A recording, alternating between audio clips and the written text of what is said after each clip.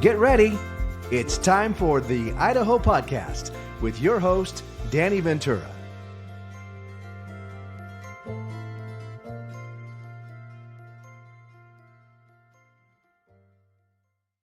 Welcome to the Idaho Podcast, where we feature the people who live, work, and play in Idaho. We're so glad you've joined us today. My guest is Angela Lindig, and Angela is the Executive Director of Idaho Parents Unlimited and also involved in so many other organizations as well. And she has a degree in human services with a concentration on family and children's services. Angela, welcome to the show today. Thank you. Of course. We always start with your Idaho story. I know you came to Idaho in 1993. What brought you here and what's kept you here? Oh, what brought me here? Well, my husband and I were living in Houston at the time, and he worked for Compact Computers, and they were experiencing a number of layoffs, and we started looking for somewhere else, and he found Boise, and I had no idea what was even here. And I said, okay. And we came up for a house hunting trip, and because he went to work for HP. Mm-hmm. And as soon as we got here, I said, oh, we're moving. So that's what got us here. And what's kept you here? What's kept us here is honestly, the quality of life. We were so young at that time.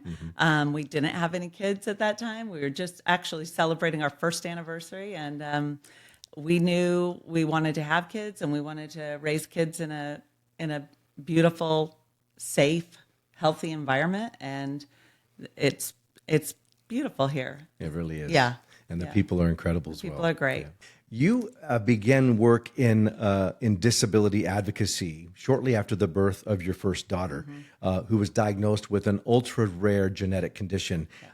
I'm gonna read this because I don't want to mess it up. It's an HNRNPH2 gene mutation, and over the past 28 years, you have volunteered and worked toward efforts to improve the lives of individuals and with disabilities and their families. Yeah. You've also began by serving on a regional infant and toddler committee in which you give your first testimony before the Idaho legislature about the importance of birth to 3 programs for infants and toddlers with disabilities and developmental delays. Tell us a little bit about your daughter, what her name is, how old is she today, and clearly your active involvement has caused much awareness and change. So I'd love to hear your thoughts and what you believe the greatest impacts of your advocacy have been so far. Yeah, thanks. Her name is Amber, and she is 28, which is shocking to me.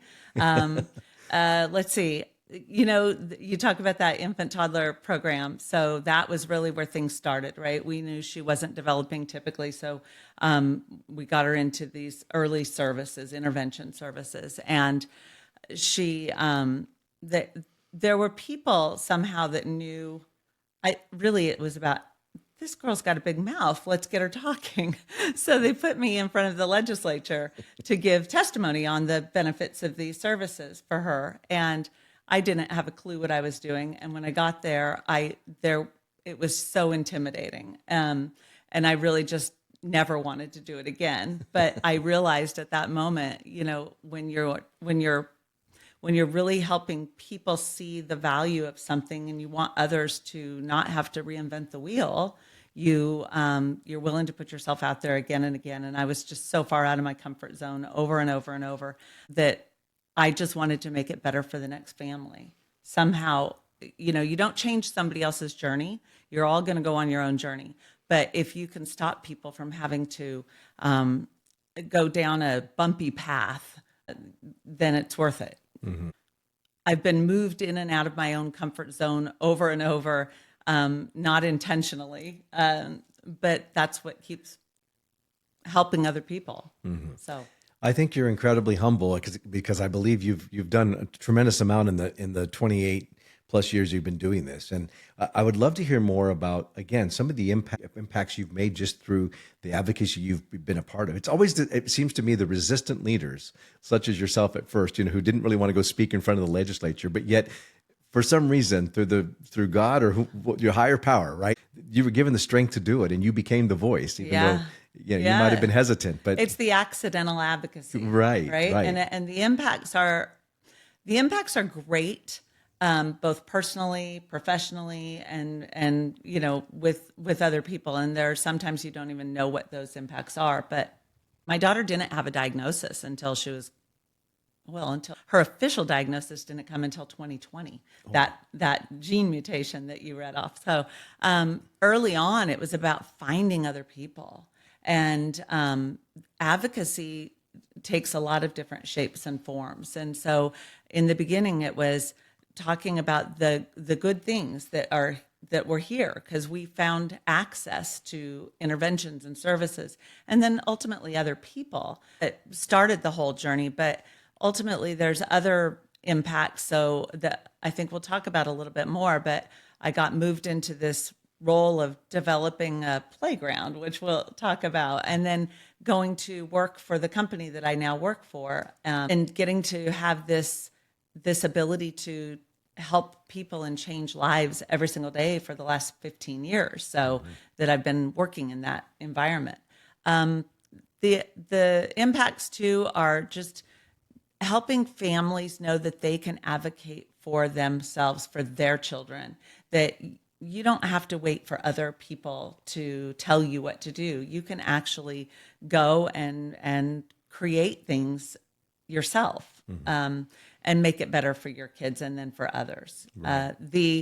The other impacts are just in helping people understand what inclusion is, and that it is, our kids my daughter, for instance, was fully included in a regular general education classroom throughout her elementary school years.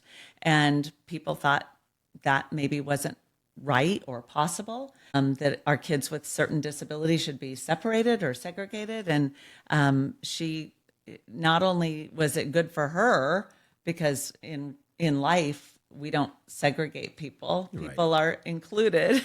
But it was also really good for her classmates, kids who didn't have disabilities, to be fully educated with her and get to know her as a person.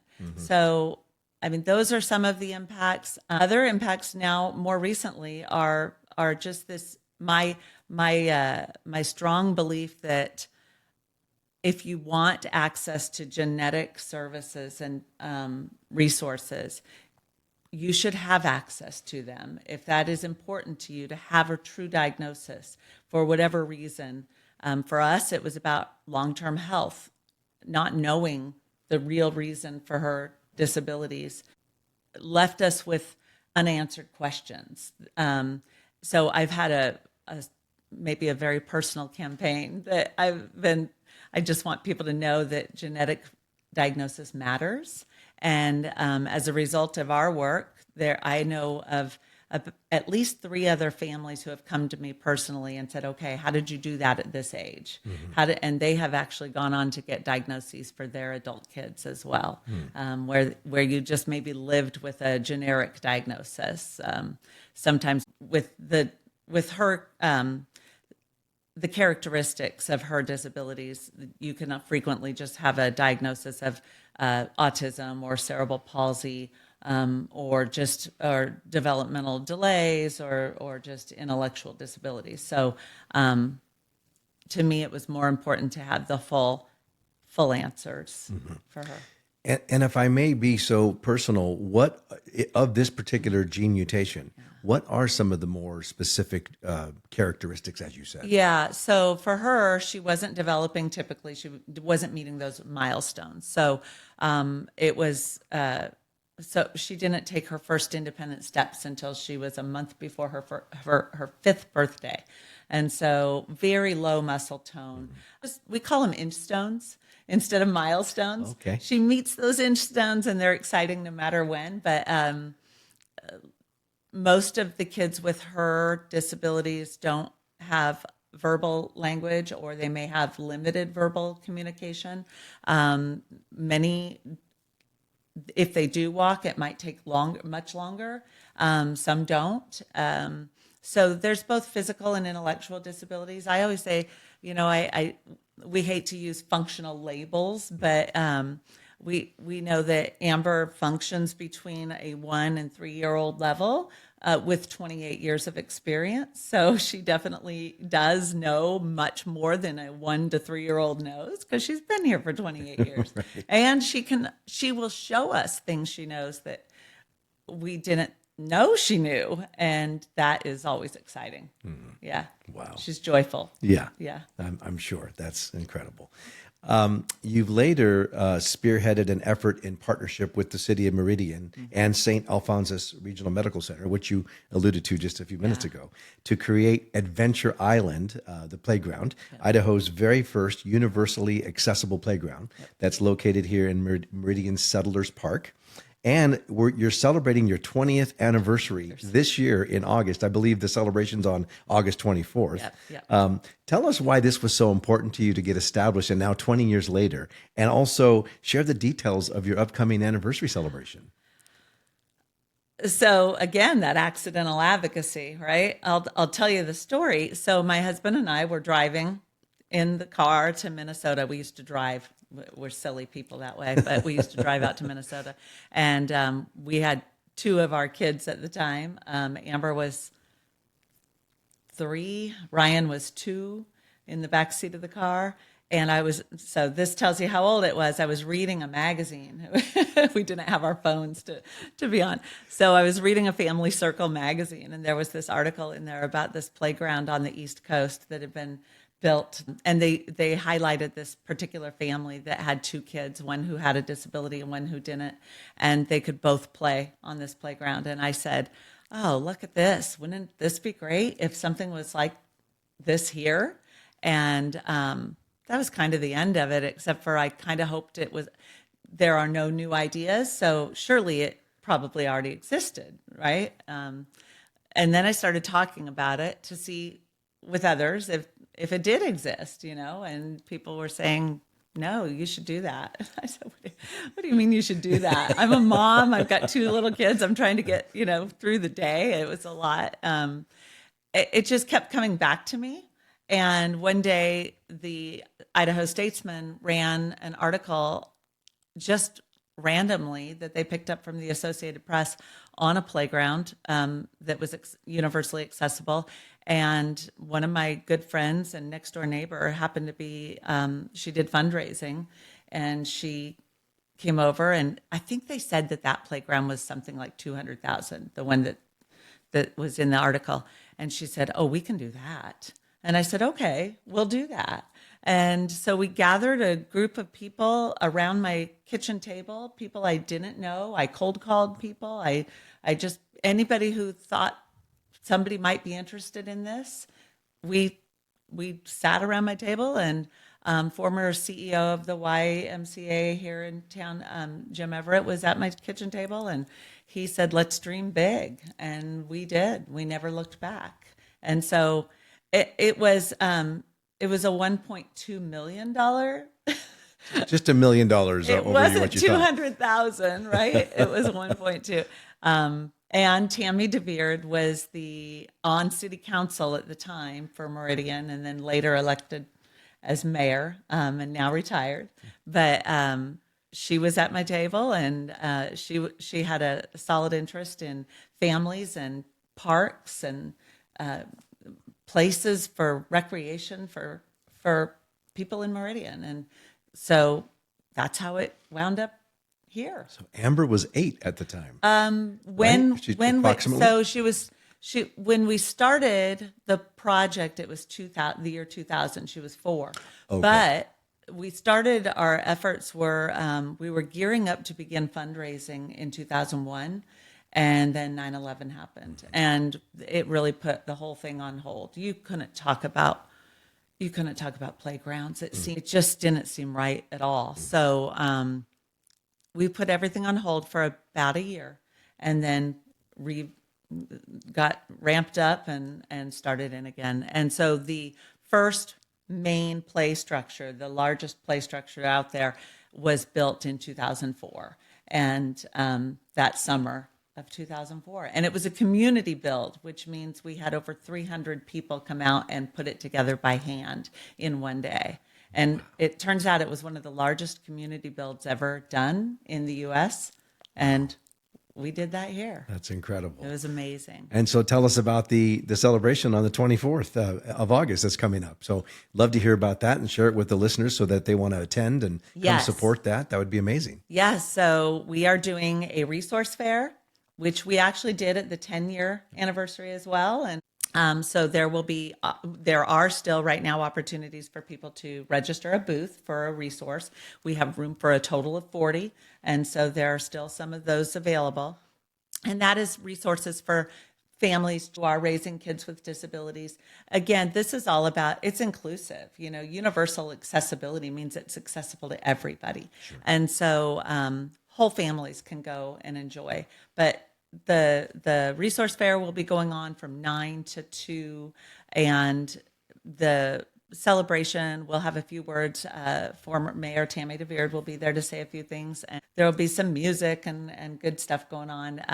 And that, I believe, is right at noon, where we're just going to have a little celebration that way. But really, it's all about just anybody coming out and enjoying the playground in the summer, and all it has to offer. If you've never been there, that playground is Disneyland-ish. I mean, we have everything. There's musical equipment. There's a rock climbing wall. There's the main play structure. There's a smaller castle toddler structure, and of course, there's a big water splash pad. So for August, it should be. There's something for everyone. Yeah. And I think you said 9 to 2. On the 24th. On August 24th. So mark your calendars, folks, and go support that. What an incredible thing. 20 years. Congratulations. And of course, it's a public park and playground, so it's always free. There's no cost to attend. Just come out and enjoy it. Yeah. You ever sit back and, the way you shared it with me was like, well, you should do that. And so here you are 20 years later from you should do that. And you did it. We did that. And, so going back to some of our original talk, what are the impacts?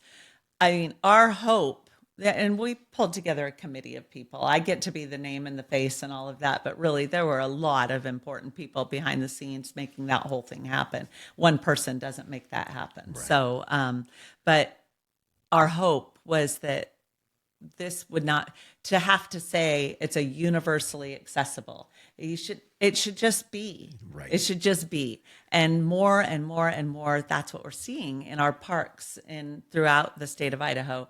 There's a playground in Pocatello called Brooklands Playground that is universally accessible that came after ours. And there's another one at, I believe, Toffus Park in Idaho Falls. Coeur d'Alene has in one of their parks, they are very accessible with the accessible swings. And now I've seen over the last couple of years, the city of Boise and the city of Meridian both just really making a very conscious effort to make their parks more accessible than what the Americans with Disabilities Act would require. It goes above and beyond, right? And that's the way it should be. Yep. Every park should be that way. Every As park. you said, it should just be. It should just be. And I think back when ADA first came out, was that 20-something years ago? 1990. Right? Okay, so 30 years ago.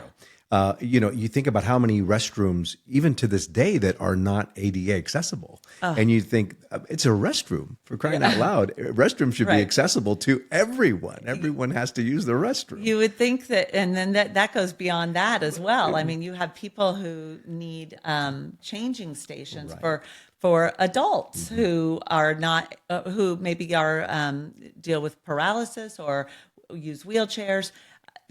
It's not just getting in and out of a space sometimes. It's really making sure that things are designed for all people. So we're getting there. Yeah. We're getting there. So it's nice. That's a huge impact. And no, I never intended to do it. I didn't. But once I'm in something, I'm in it. Right. And that's maybe a little more of who I am, right? It's just, if I say I'm going to do something, that's my word. And so I'm going to stick to it, even though sometimes I think, what have I gotten myself into? And I think that's pretty clear just on what you've shared already and what we're going to talk about continuing. Holy cow, you're probably the busiest person I've ever met in my life. It's pretty remarkable.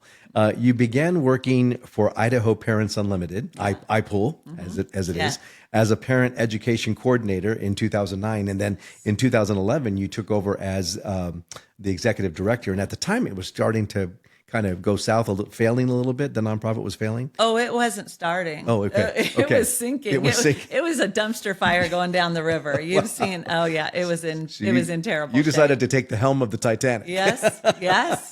That is that. And again, I don't think, even though I knew things were bad, I didn't realize how bad they were until probably 3-4 months in. So that was right at the 1st of September of 2011. And by Christmas, New Year's, we really saw how significant it was. It was a lot of debt, a lot of problems. But so Was it I don't want to park ourselves there, but was it primarily mismanagement or? Yes. Okay, got it. So you took over and you've been there ever since. And today iPool, and again, that is Idaho Parents Unlimited, Yes. Provides thousands of instances of assistance for families and professional partners per year through one-to-one assistance. Yeah. And training workshops and conferences Yes. with a focus on education, health, and the arts. So tell us more about iPool and its significance in this community. No, thank you for asking about that. We are a small nonprofit, but we do large things. So I think I have a staff of 10 people right now, some part-time, but 10 people, and we're statewide. Mm-hmm. So we work with families of all ages, all diagnoses. So families who have kids with disabilities and or special health care needs, which might be looked at a little differently. We see kids with chronic health conditions like maybe diabetes or acute allergies or those types of things might not be identified as a child with a disability, or their parents might not see that, but they are dealing with some maybe complexities that they need assistance in navigating certain systems. So we help those families navigate the systems, whether that be the health system. So maybe they're looking to see what services are out there, those infant toddler services. That's education as well, by the way. So we help them with their school, special education, 504 plans. Those are accommodations, right? For kids that don't have special education, but they need those accommodations. We help them navigate all of that from birth to adulthood. And we will help them understand how to apply for services. So maybe their child might be eligible for certain developmental disability services or mental health services. We can help them with navigating those systems and then all the way into transitioning into adults. Mm-hmm. And then what happens when you leave children's services and move into adult services. So we help with all of that. Training. We do workshops. On our website, we have webinars. We've got self-guided trainings. We try to meet families where they're at in however they want to learn, however they want to get access to the information. We're going to try to give it to them in multiple ways. So we do short little Facebook Lives. We'll do a full day clinic of a type of training, whatever it is families need. But the one-to-one assistance is really where we help families the most. They can call our office. They can leave us fill out our intake form, and they will talk to a parent education coordinator one-to-one and get what they need. And we typically don't talk to a family just once. Sure. They don't call us to tell us they're having a great day. They call us when they're lost or just need some assistance. And so thank goodness you're there. We are always at no cost to families. We are part of a greater network. Current training and information centers and family-to-family health information centers are found in every state. And they are funded under 2 federal programs and the U.S. Department of Ed special education programs. We have our education grant, and then Health Resources Services Administration is how we have our grant for health programming.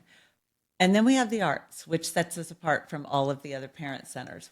There's not another parent center in the nation that has arts programming.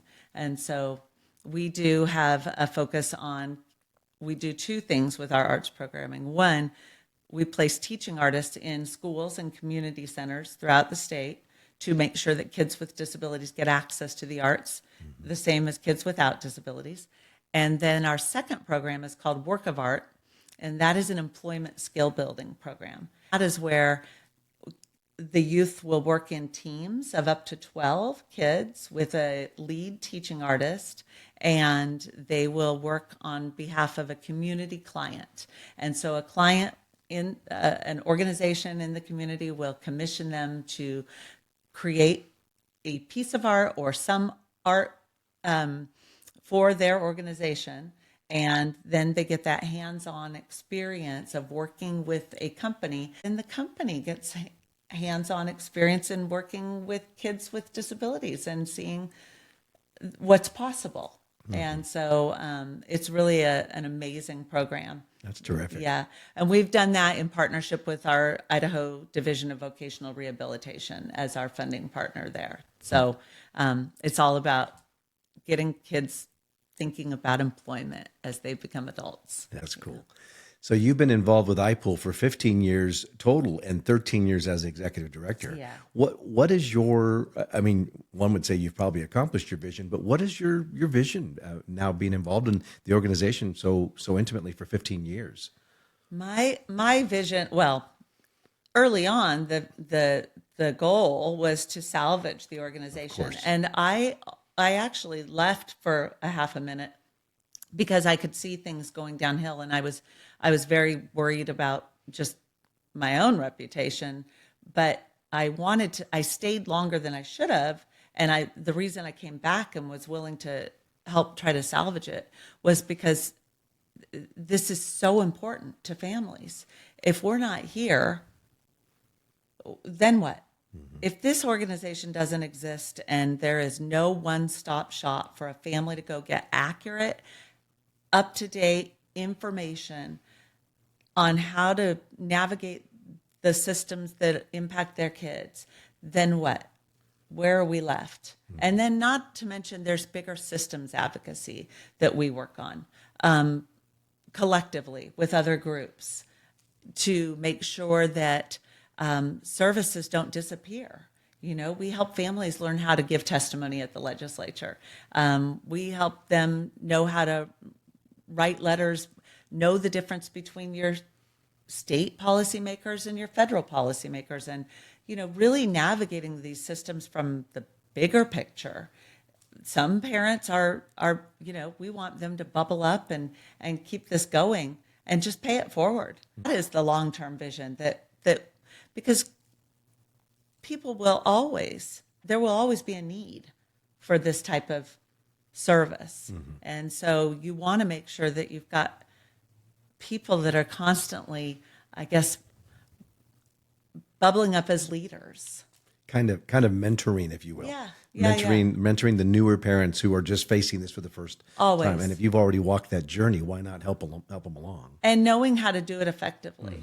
Knowing how to do it without, I always say, you know, we don't need to go in with guns blazing, because I mean there is a time and a place for a battle and tough advocacy. Absolutely. But most of the time it's about learning to be collaborative and therefore more effective in having people hear various ideas. We don't hear each other if we're yelling and angry. We might get our way for a little while, but usually that's not long-term effective advocacy. Yeah, well said. Wow. And then you currently serve as on several regional, state, and national committees and advisory boards. When I saw your list, I was like, "Holy cow! How does this lady do this?" I'm getting off of some of them. I am. That's another thing. I am trying to pass some of those to new people. Right? I don't need to be the only face, and other people need to take this on. So I am intentional in my mentoring to have other people take over some of my place some of my positions. Yeah. And you're also the treasurer of the Consortium for Idahos with Disabilities and the chair of the Idaho Anti-Trafficking Coalition Board of Directors. Like I said, you're incredibly active and busy with a husband and kids and these committees and a job. I mean, that is a major advocacy position as executive director. How do you, and all these advisory boards, how do you balance this all and commit yourself to effectiveness and without compromise? It's because you seem to balance it. Just it's incredible to me from where I sit to be able to watch. Ask my staff. Maybe they don't agree. No, there are times when I'm not balancing it. I'm not. I think we have to be honest about that, right? I mean, there are times that I'm thinking I have got to get things in balance, or I'm going to burn out, and everybody should know that within themselves. Where's your line that that's too much? And I'm certainly more at that place now than I've ever been, where I'm saying it's time to pass the torch a little bit. I'm not saying I'm going anywhere. I have about a 10-year plan still, right? That's a lot. Time flies though. Yeah, it does. But anyway, I balance it. I keep myself with, I do the things that I love with the people that I love. My kids are grown, and that doesn't mean that I'm any less of a mom or a worrier or a caregiver or any of those things. But none of them live at home at this point. Even Amber has her own house and is living as independently as possible. That certainly helps you balance things, in that I'm not in the day-to-day of, how did I do it then? I don't know, honestly, because I also went back to school full-time and got a degree. And so I did that just before I turned 50. So Wow. I think that it's a personal internal drive. What your capabilities or your threshold is might be very different than the next person. I just make sure that I'm doing the things that I love when I'm not working. But my work is my life. Right. I mean, it is a result of my life. I don't think of it as work a lot of the times. Does that make sense? Of course it does. Yeah. Yeah. And I think it's become for you a passion, and that drives you. And, I think we talked about this on a previous show, where if you do what you love, it'll never be work. And and when it becomes work, that's when you need to reassess. If it's starting to feel like work, you need to look at the other parts of your life and say, what's happening that I need to adjust. That's really what it boils down to, because I'm going to continue to love doing what I'm doing and helping other people and helping other families and centers and getting to the big picture stuff. I'm currently, I talked about the work with the genetics issues and making sure that people have access to that, and that knowledge is power. Knowledge is power.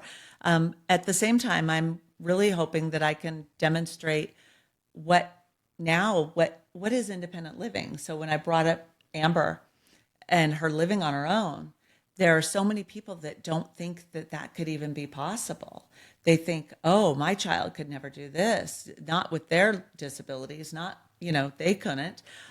A lot of that is, as parents, we're fearful, and rightfully so, for how they'll be treated. And so, you have to have a lot of trust in people to make these kinds of things work. But I want to show people that things that are possible.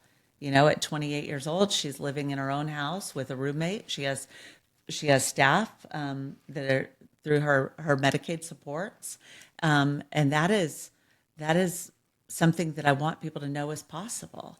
They don't have to just leave school and then that's it. What's next? We have to make sure that they're living their full life the way they want to live. And let me tell you, she is happy. that's so great. She's thriving, and I just want people to see that. Yeah. Yeah. That's so great. Yeah. And Angela, short of a cure for all these horrific things that cause these Right. disabilities, Yeah. what would be your ultimate dream prayer for the causes that you're fighting? Wow. I'm putting you on the spot. I know. Yeah, I think, I don't, wow, that's one that I've grappled with forever, right? Because I don't want to, I don't want to change my child. I want her, I think my dream is that everybody is given an opportunity to live their best life. That's really what it boils down to. What are the opportunities or services or systems that need to be in place so that we all have choice, our choices are honored, that we can live the best lives, and that we can be the most productive and the most healthy.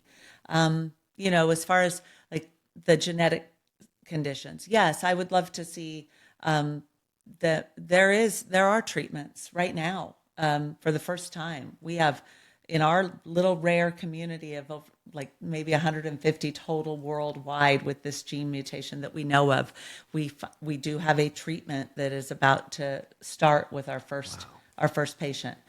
We hope that we see things like for her at 28, would she even be eligible for some sort of any treatment? Maybe. What would I hope for? More communication. When she's frustrated and can't tell me why, boy, I'd go ahead and I'd cut off a finger for that. I would like that. Yeah. For her sake, right? Because that's really about her having the ability to tell somebody what she's wanting. That's about that choice. If I can't communicate it or if nobody understands it, that's maddening. The other part, of course, is a lot of these kids deal with significant health issues, seizures, feeding problems. Life is cut short in some of these kids. Some are dealing with more health complexities than others, and we don't know why. Science hasn't gotten that far yet for us to understand, even when there's an exact same gene mutation, why one has much more health issues than another. We don't know. So I would love to see, more science studies, research going into coming up with treatments for the long-term health issues. None of us want to see our kids suffer. Right. Yeah. Right. So a cure to completely fix it, sure. I mean, I would love to see that we can get to a place in time where when it's been identified, we are seeing that in other conditions already. Devastating conditions that used to be a death sentence are now treatable, and people get to live long, productive, happy lives. That's what we want. Yeah. I appreciate that answer. I appreciate your candor and for sharing that. Yeah. We've gotten to the portion of the show where we always ask you for the tip of your tip for the listeners. And that tip is the acronym for the Idaho podcast. So what, Angela, is your tip for our listeners today?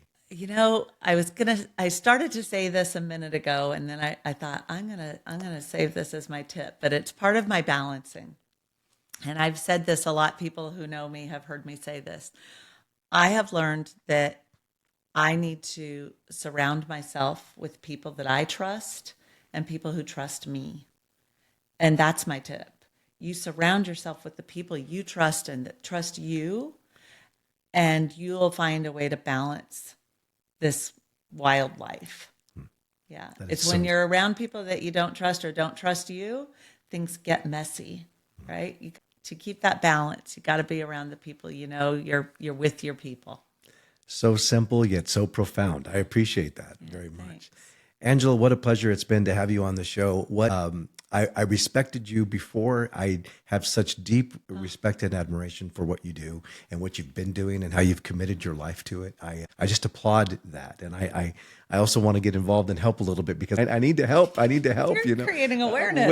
Thank well, you. yeah. Well, you're welcome. But holy cow, that's just the least I can do. But just thank you so much for what you do, everything you've done for our community, in not just here in Idaho, but your reach throughout all the states and what you're doing in your organizations. And I know it takes a village, so I know you have a lot of people that lift you up and support you and your teams. And thanks to them as well for the work that they're doing in this community, because that's huge. What you're doing is huge, and I just appreciate it very much. And again, folks, August 24th is the 20th anniversary of the Adventure Island Playground. It's right in Meridian Settlers Park. So if you can join that event from 9 a.m. to 2 p.m., would be fantastic to go out and show your support and see actually an incredible park that's just beautifully designed. Yeah, and get some resources. Yeah, absolutely. For your family. Right. For a little while, or register a booth. Oh, there you go. And they can register a booth on our website at Idaho Parents Unlimited. It's org? IPUL Idaho.org.